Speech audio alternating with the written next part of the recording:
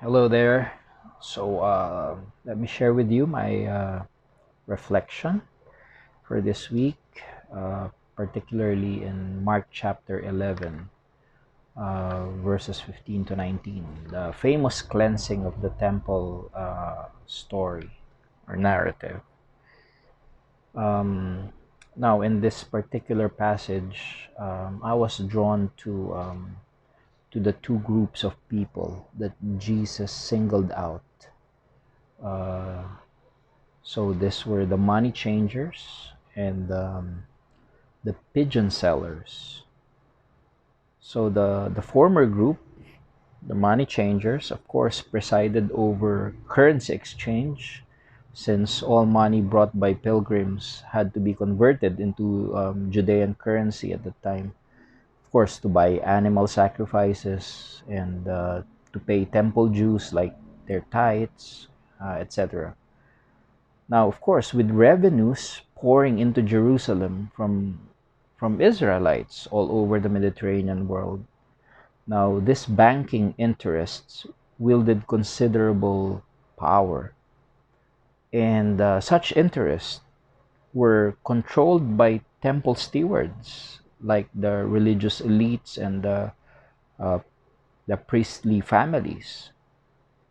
Now, the latter group, the pigeon sellers, is quite interesting too, because pigeons actually, or turtle doves, were actually a common staple commodity for for poorer people, you know, that they can avail for their cultic obligations. Now, these are available especially for those who cannot afford, the goats and the sheeps and the rams. So they can opt for pigeons as offering.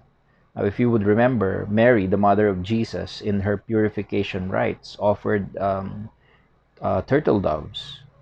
And in fact, actually, you can see it in the Levitical codes and Deuteronomistic codes about offering of doves, and particularly available for poor people. Now, the issue of Jesus here actually is against the system, the whole system. Now, it would have been, perfectly normal during the time of Jesus to have this sort of economic activity around the temple. I mean, it's accepted. It's kind of become the norm. However, the indictment of Jesus was that the whole temple system has now become a den of thieves, a den of robbers. So basically, what he was saying is that they were robbing the poor and making profit out of the poor, exploiting them, and in fact, the whole system has become oppressive to the poor.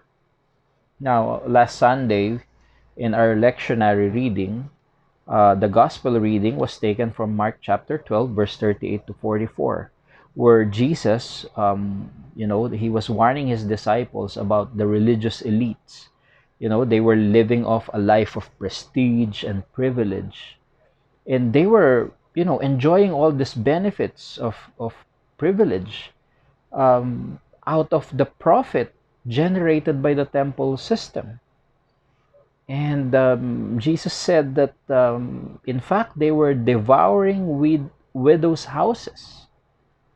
So, to the extent that, they have reduced widows into a situation that all what is left of them to live on, the temple system still covets. So the widow's mite, the widow who put in the offering plate two copper coins, was kind of an image of the oppression that is happening with the widows and the orphans, the most vulnerable among them. They have reduced the widows to that condition. Now, these are the kinds of people that I think Howard Thurman refers to as people who find their backs against the wall. They are the disinherited and the dispossessed. And of course, the response of Jesus to such injustice is to turn the tables. And interestingly, in Mark, in verse 16, Mark reports that Jesus forbade anyone to carry any goods through the temple. Now, it's really fascinating because, we can interpret this as, a way of Jesus's direct action of shutting down temple operations during that day. So I can relate to this story because, in my experience of protest, and even hearing, creative action and direct action from other groups of people that that actually disrupted and paralyzed, institutional activities for the day because of that protest or creative action done. You know, and because of that, a lot of people actually ended up being in jail.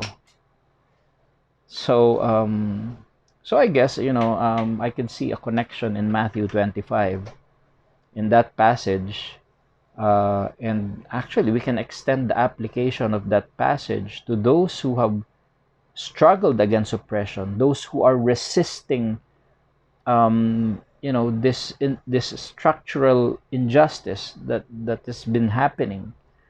And for us who follow Jesus, every time we speak truth to power, and every time we try to live out a new social reality that challenges the dominant culture, um, whenever we demonstrate an alternative way, we point out an alternative way, w- we end up usually being persecuted.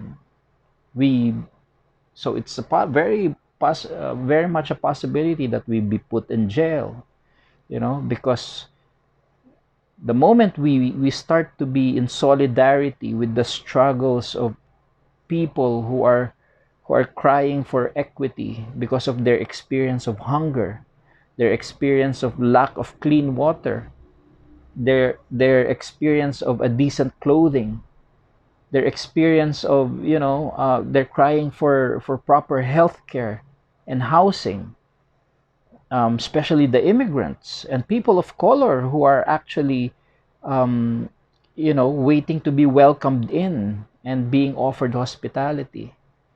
You know, um, whenever we be in solidarity with these people, um, Jesus would say, for those who dare to respond to such conditions, they are the ones who inherit the kingdom of God. They are the sheep.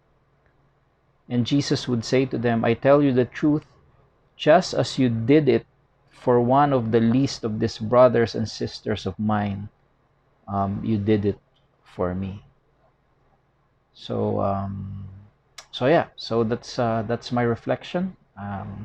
I hope you had gained some insights out of it, and looking forward to listening to your reflections as well. Thank you.